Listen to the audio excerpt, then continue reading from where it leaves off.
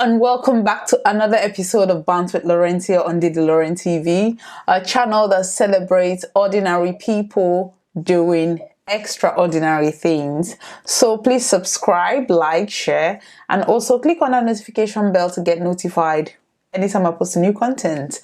So season's greeting to all my subscribers, all my viewers. I appreciate you and I hope you enjoy the festivities that comes with, Christmas. So for today's topic, we're going to be talking about self-confidence and self-esteem being the new black. So what do we mean by self-confidence? Self-confidence is simply your trust in your abilities and your trust in your judgment that, whenever something happens, you trust yourself that you could, make the right decision based on the situation you're in. So it's not like a one fit all something. Self-confidence and self-esteem gets developed over the years. You could see somebody gain self-confidence after getting a dream job. You could see somebody gain self-confidence after getting a promotion. Some people gain self-confidence after plastic surgery. Instagram live. So at different points in time, somebody could gain self-confidence after they have gotten married. So they are all external factors. If you gain self-confidence because you've got a job, a new job, or a dream job, or promotion, or even marriage, you realize that this could easily fizzle, or you could lose your job, you could get into that marriage and it's not a happy one. So if your self-confidence is dependent on an external factor, then I think this is the point I'm trying to make today. It will not only affect your self-confidence, it is going to affect your self-esteem. So self-esteem and self-confidence can be used interchangeably, but the fact is self-confidence is external. Everybody can see you as a self-confident person, but internally you might not have very good self-esteem or healthy self-esteem. So one of the reasons why I wanted to talk about self-confidence and self-esteem is I watched a video about Precious Chukwendu, FFK's Femi Fani-Kayode's former partner, because according to Precious, he didn't pay her bride price. So okay, let's just say his ex-wife, Precious Chikwendu. And I watched the interview she had with Chude on YouTube, and one of the things I think it's a very sad situation. We understand that keeping a mother from her children, I can't even imagine what that pain is, but I can understand why, how she would feel not having access to 4 children. So, and she granted the interview, Chude asked how they met. And one of the things she said, I came out of that interview, I was confused because I was like, the only question I kept asking myself was, why? Why? And the reason why I was asking myself that question was because of how they met. So Precious said, by the way, she used to be an ex beauty queen and a model. So this is somebody who outwardly you could see that she's got it together. She's very beautiful and she has self-confidence, because she could go out there and do photo shoots. She could go out there contest in the beauty pageants and win. So she had self-confidence. I would argue that she has self-confidence. So she said she was on a flight to somewhere, and she didn't even realize that FFK was on that flight, which is, if I say FFK, is actually Femi Fani-Kayode, was on that flight. Somebody walked up to her and said, the person was like panicky, can I have your number please? My boss said if I don't get your number I will get fired. And then she was like, who is your boss? And he said, FFK. So she was like, she said she pitied him because he really looked traumatized, like he was literally begging for her number. So she said, okay, I'll give you my number, but I am not going to pick the call. Just give him my number to save your job. And she did that. And then she talked about how he called, she ignored the messages. Later, she started picking his call. By the way, FFK is very notorious. He's a notoriously disrespectful, human being. Like, he's very disrespectful to journalists. He doesn't regard, he has this air of, I am better than everybody, you're under me and all that. So she said she saw those things, and now she decided to go ahead with the whole relationship. FFK was able to convince her that all his 3 ex-wives, they all had issues. They all left him because when he had issues with, Nigerian government, they all left. So she said she pitied him. She started following him to his court cases. And I was like,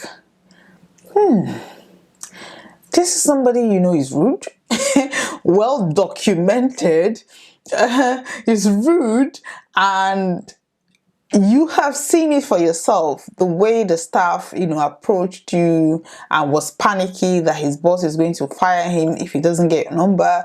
But for some reason, you still went ahead to accept him and date him. And I was just thinking, this is not adding up. Something is not adding up. So,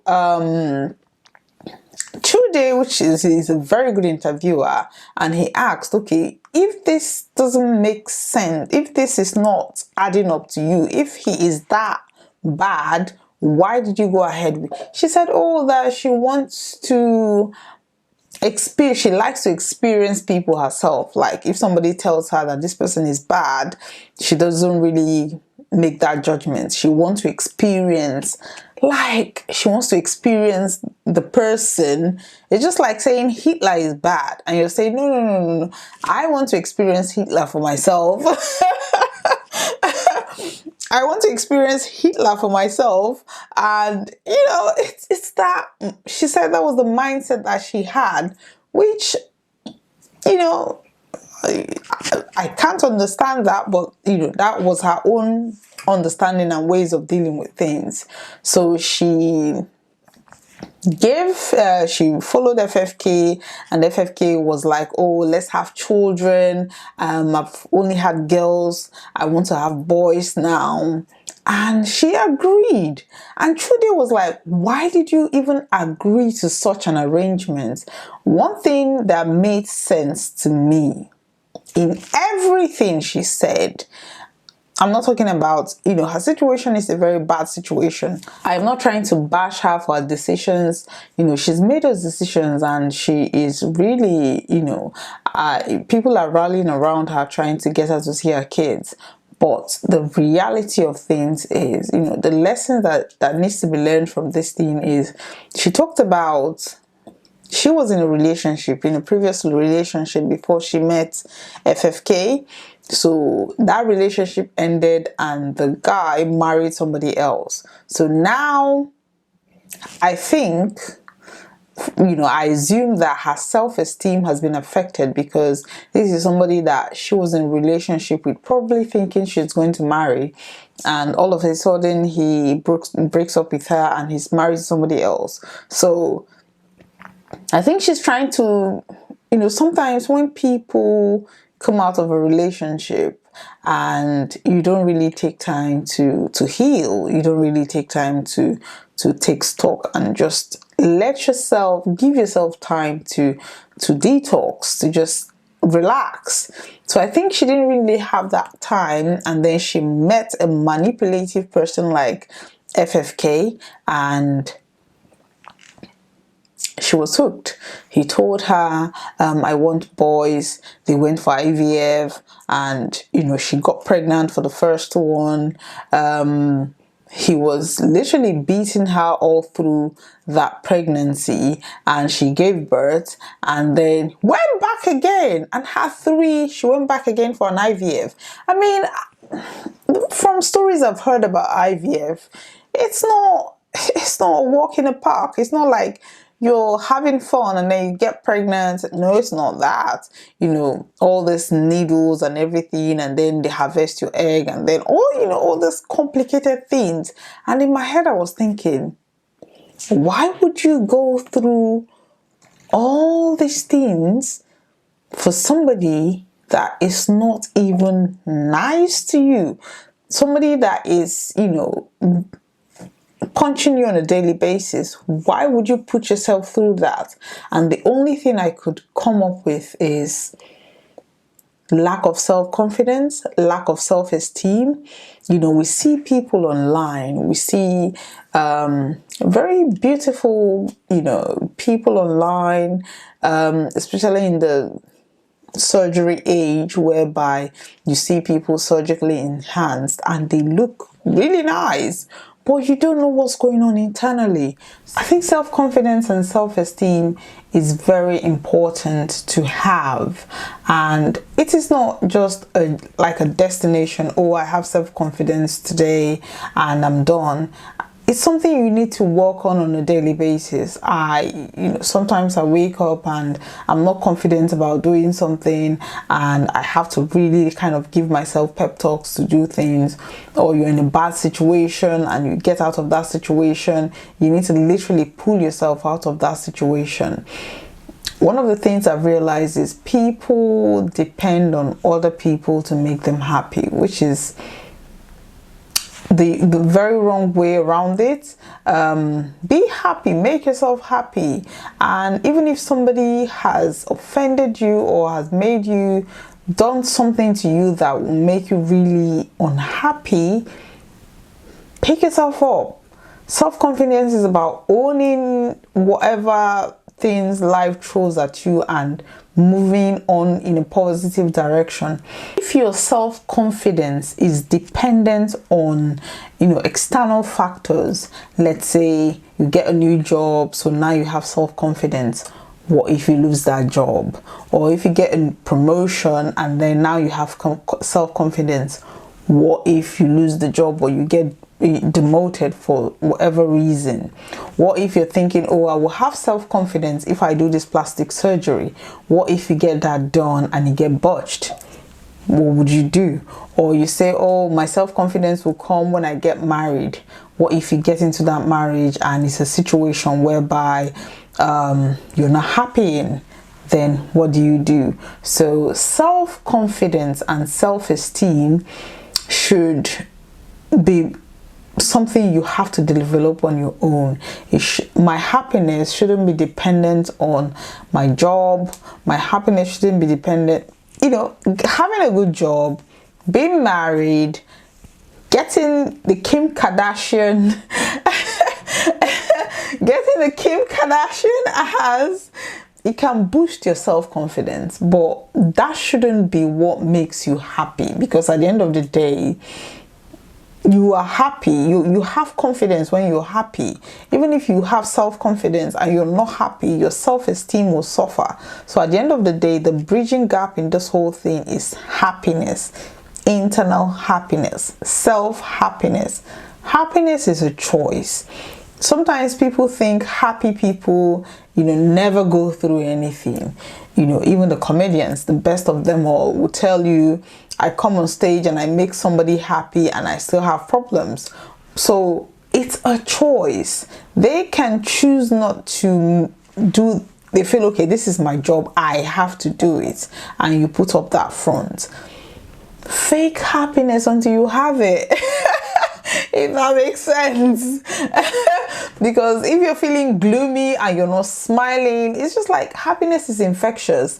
You can be unhappy or not feeling really good. Just look at a child smile. The way you wouldn't even know when you start smiling. Let's try to ensure that our happiness is not dependent on external factors, because if you're depending on somebody for anything and that link or whatever breaks, then you're left hanging. So what do?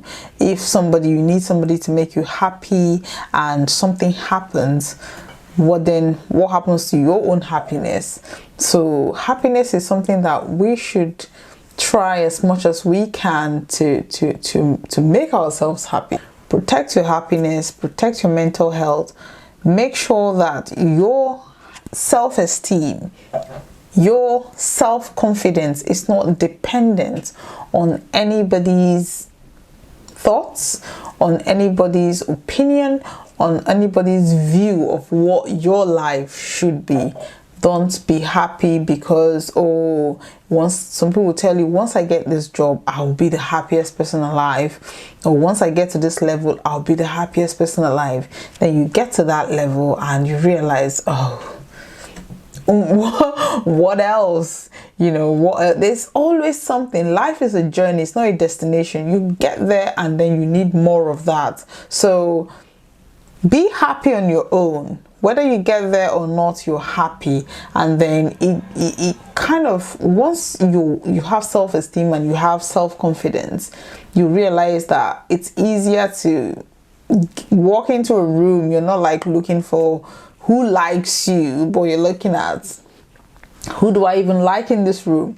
That to me is self-confidence. That to me is having self-esteem. You're not bothered about what people think about you. You're not bothered about trying to please anybody. You're not a people pleaser. All you want to do is make yourself happy, as long as you're not impacting negatively on anybody. That is self-esteem. That is self-confidence. And that ultimately is self-happiness. So this is where I'm going to be ending today's topic of self-confidence and self-esteem is the new black. I mean, check your wardrobe. There's a black dress there. There's a black top. There's something black. So it's something that everybody has, but how often you wear that is your choice. But let's try as much as possible to have self-confidence. Fake it if you have to have self-esteem. Fake it if you have to, but make sure you're happy within yourself.